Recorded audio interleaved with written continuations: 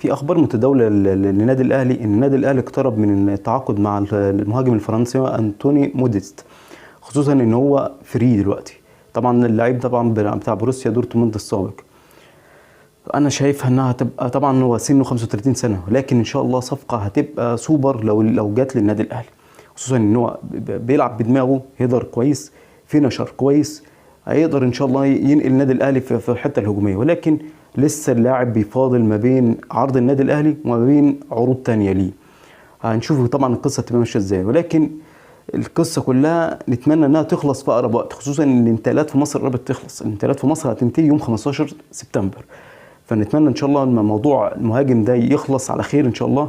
لان كل الاخبار اول لما اسم النادي الاهلي بيرتبط باي مهاجم الدنيا بترتفع اسعار اللعيب بطريقه جامده يعني.